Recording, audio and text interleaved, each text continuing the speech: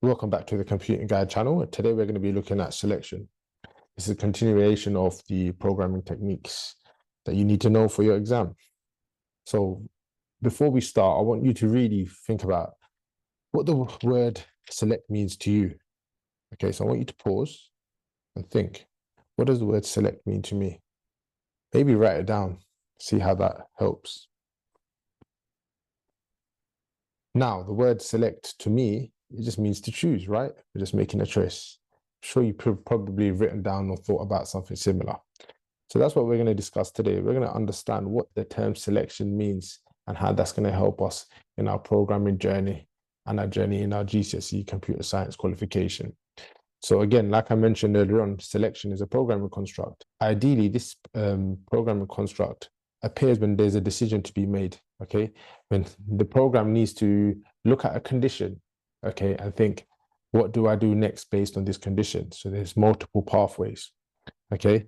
And then when you make this decision, different outputs can happen from these multiple pathways. So this could be different calculations, this could be different print statements, and so on and so forth. We will be looking at some examples today as well to give you guys an idea of how exactly we can use selection in not only a pseudocode perspective, but also a perspective of Python programming. So what I've done now is I've given you a visual representation of what the selection program can look like. We've got a very basic program here. It's just checking if X is greater than 50, and then it's going to output pass or output fail depending on the condition. So we just read the pseudocode on the right-hand side. It says if X is greater than 50, then output pass, else output fail. And then on the left side, we've got a flowchart with a decision and multiple outputs, depending on if it's a yes or a no. Now, if I were to put in 40, I'll get a fail. And if I were to put in 51, I'll get a pass. So this is a representation of selection. What selection actually looks like is conditions that have decisions to be made, and with these decisions, different outputs can come your way. Now remember, this output can also be a calculation. It doesn't have to just be a print statement. So on the right hand side are some keywords for pseudocode, okay? And I've got an example for pseudocode that might be of use to you, okay? So if I wanted to create a program that checks your age and is checking if you're old enough to drive a car, okay, then we've got the input. So there's going to be an input into the variable, and this input into the variable will be stored as your age. Remember, this is pseudocode. It's not Python, so you don't need to have the int cast going on in front of the input, just to make that clear. And then if you're older than 16, you're old enough to drive a car, else you need to come back when you're older. Now, some of you might think, I can't drive a car if I'm 16, but you can get your provisional or do some driver lessons. So, that might apply to you if you're doing this course later on past the age of 16. So yeah, that's an example. So there's a condition here. The condition is the age, okay? The age being greater than 16. And that condition is fed from the input on the line above. And remember, age is a variable in case you're not sure. And again, on the right-hand side, we've got some keywords you can use. If, else, selection, condition, criteria, true, and false. So these are some keywords that you might come across. And then we've got the else if. So there's instances where you might have multiple conditions, okay? So you might have a grading program where there's multiple conditions. One condition could be if you scored over 40, you get a pass. Over 50 is a D, over 60 is a C, okay, over 70 is a B, and so on and so forth. So you can see there's multiple conditions going on. This is where we use the else if, okay? So each else if statement will get checked through the program all the way to the end, and then there will be an else block which covers out all the possible outputs, okay? So that's what we need to be aware of, okay? We need to be aware of a program that has multiple conditions and how to write this out. We will be showing you an example as well later on of the program and how it's demonstrating an else if scenario. Another example might be checking a speed of a car before a ticket is given, and so on and so forth. The else if is when you have multiple conditions, okay, rather than just one condition, and you block it out in separate blocks followed if followed by else if, and then else if again with the next condition, and so on and so forth. Remember, this is pseudocode. With Python, elif will be the keyword to use. Now we can look at an example which uses else if statements along with if statements in general. Okay, we're now going to be creating a very simple selection-based program just to give you guys a practical example in Python of what a selection-based program looks like.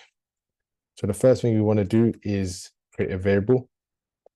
This variable is going to be age because I want to create a simple program that checks if you're an adult or not. So here we go.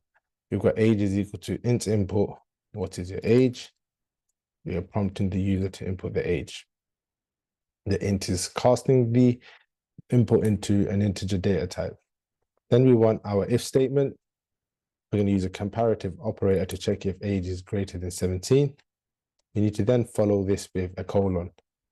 And our following statement needs to be indented because this is the syntax for Python. And then I will tell the user, you are older than, you are an adult.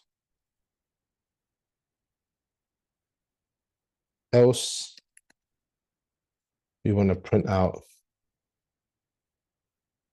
you are not an adult. So if you run this program now, what is your age? I've said I am 19. You're an adult. Okay, so that's great. So that's our simple program, selection-based program there. We're now going to move on to our speeding program. So I want our speeding program to check if vehicles are speeding fine accordingly. That's to give you guys a bit of a brief idea of what I want our program to look like. So I want the speed to be inputted. Okay. Again, we're going to use int input, just use whole numbers. What was the speed? Now, we are assuming that this is a normal speed zone of 30 miles an hour. So I'm going to check if speed is greater than, say, 40, they need to go to court. You must go court and get penalty points. Okay, so they gain some points on their license. However, elif, if speed is greater than 30, so it's going to be greater than 30, but obviously it's not going to be greater than 40 because of the previous condition. I'm going to give the person a warning. The police officer is giving you a warning. And then finally, else